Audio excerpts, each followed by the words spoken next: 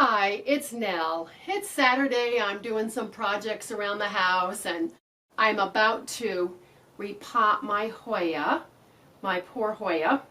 That is sort of a flippy-flopping all over the place. I call this my topiary Hoya, and I thought that you might want to be in on the project too.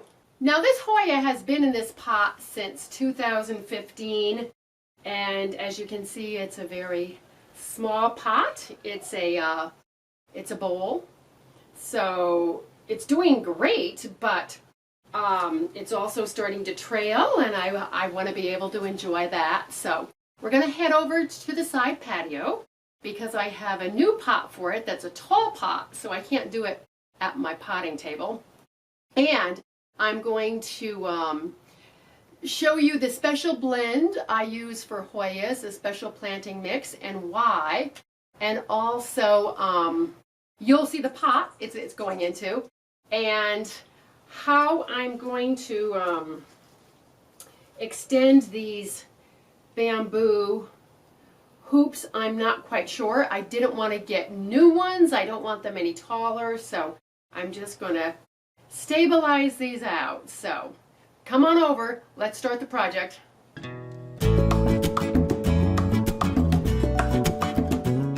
Okay, so here is the pot.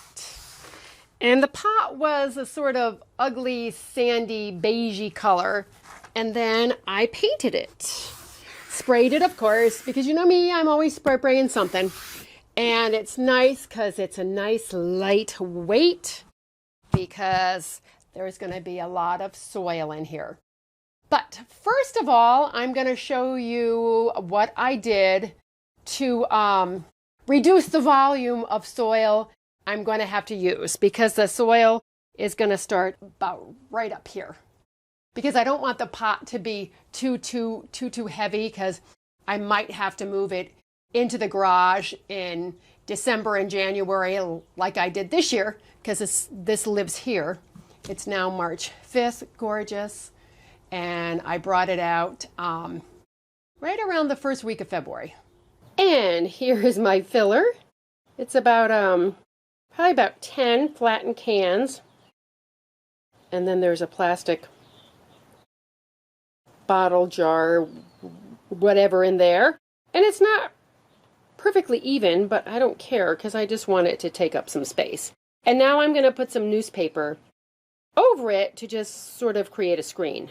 I feel really bad for this Hoya because I love it. I got it in a 4-inch pot at Rogers Gardens in Newport Beach, and then I put it into a bigger terracotta pot, and now it's in this low bowl, so it's going to really be able to spread its roots out when it gets into here. But I don't want it to get any taller, so this is what I'm doing to solve that. And now it gives it plenty of room to trail down, because the pot I think is about 30 inches tall, so it's a nice nice height. So I'm going to have some beautiful trails coming down too. And most Hoyas are epiphytic, like orchids, bromeliads, all that.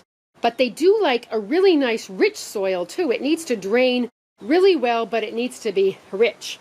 So in here I have a brick of cocoa coir soaking. I'm also going to use this when I air layer my ficus, my rubber tree, my ficus Alaska, so I'll show you that. In there, that's my favorite amendment, worm compost. And then this is a local organic compost. Everything I use is organic, by the way. It's Tank's compost. This is Happy Frog potting soil. And then over here, I have succulent and cactus mix. So I'm going to do a mixture of these. It's mainly going to be the succulent mix and the potting soil, but I'm going to mix in that amount of the compost there. I might put a little bit more of the compost, but no more of the worm compost. That's enough. And then I'm going to put a few handfuls of the cocoa coir. The cocoa coir is a more environmentally sound substitute for peat moss. It really holds a lot of nutrients. It's also going to help to hold the moisture a bit, which I want here in the desert. I want it to drain well, but I want it to hold the nutrients and at least the moisture for maybe like 2 days. I'm going to put in a good amount of the potting soil, of this beautiful potting soil. This new pot actually is going to be used for transplanting some of my sansevierias into here. I have a few of them. I'm going to do a planting of it. Okay, so we got that. So now I'm going to put in some of the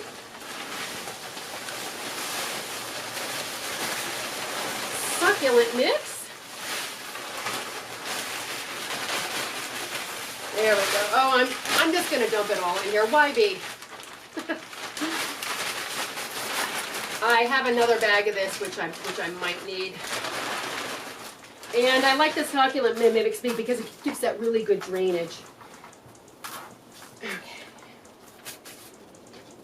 A few handfuls of the cocoa coir. This comes in a brick, and you just soak it in water, and it just kind of all dissolves, and it becomes this wonderful, rich amendment you can use.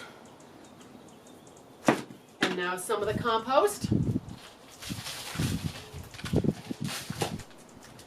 The worm castings I usually put toward the top, and some more of the potting soil. As you can see, this pot holds quite a lot. So now what I'm going to do is I'm going to get in and I'm going to stir this up. Well, I went to the garage to get some more potting soil and succulent mix, and I realized that I didn't bring the orchid mix because I want to put orchid mix in there too. So now I'm going to take out a little bit of what I have in there, and I'm going to add a good amount of this orchid mix. My goodness, I thought I was forgetting something. I normally do my repotting at my bench either in or by my garage, and I'm over here on my side patio, so it's like all these things to bring over. So I'm going to go ahead and put in some of that mix I took out, and what I'm trying to do is I'm going to try to get it to the level of about where the Hoya would go, where the root ball would go in here, because I'm going to need to get the stakes in here and anchored around where the hoops are. So that's the part that's going to take a little bit of figuring out. Okay, so I went and got my apron on for this one. We design and manufacture these aprons and we sell them. So I will leave the link to it down below. It's a great work apron. Just a little plug. So I have loosened this bowl. I've loosened the root ball from the bowl, and this could be a total disaster. It's probably something I should be doing with someone, but I just wanted to get it done. So I'm going to see how easily this is going to come out. It could be a total flop. I'm not quite sure. Okay, so now you can kind of see what I'm aiming for. It hasn't been anchored in at all. I'm going to raise up the soil a little bit because it's sinking down, but I can do that just by putting handfuls underneath the root ball, so that's not going to be a problem. And then I'm going to put a few of those stakes in to anchor the hoops. What I'm doing with these stakes is I'm just going to anchor these up a little more.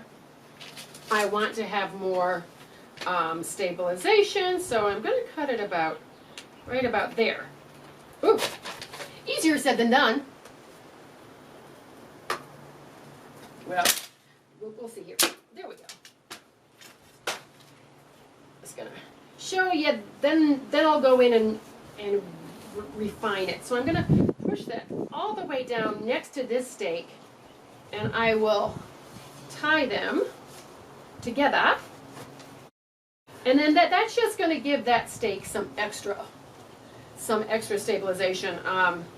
Because it can get windy here, you know, the weather, it's much taller now, so it could rock a little bit. And after doing all this, I want my Hoya to be. So I have my stake stabilizers in, and I have a couple of them tied already.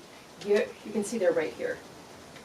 And that's just going to give it some nice support, because these hoops are, as I said, about 2 years old or so. So they were starting to wear a little bit, but I didn't want to get new hoops because to take this all off and do it. So it's not like 100% even, but that's okay because I didn't want to push it too far because they're kind of brittle too. So looking good so far. I'm just going to go ahead and put some more compost around the top, worm compost, and then I'm going to put potting soil on the top. Oh, and by the way, I have done a blog post on how to take care of Hoyas. They make great houseplants, even though mine grows outside. They're wonderful, interesting. I love them.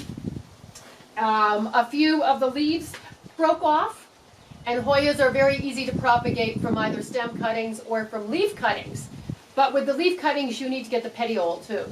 So if anybody wants a video on how to propagate Hoyas, let me know. Otherwise, I won't do it. Okay, on to getting some more of the good stuff in here. Okay, cleaned up so you can see it a little bit better now. And I'm going to water it in thoroughly. It'll probably take a couple times to really soak in through. And then in a few weeks, the soil will probably start to go down on the top, the compost and the mix. So I'll just replenish with a little bit of compost so it's nice and topped off for the summertime, because as I said, it's only early March, so Hoyas love the warm weather, so this is really going to take off and grow and do a lot better in this pot.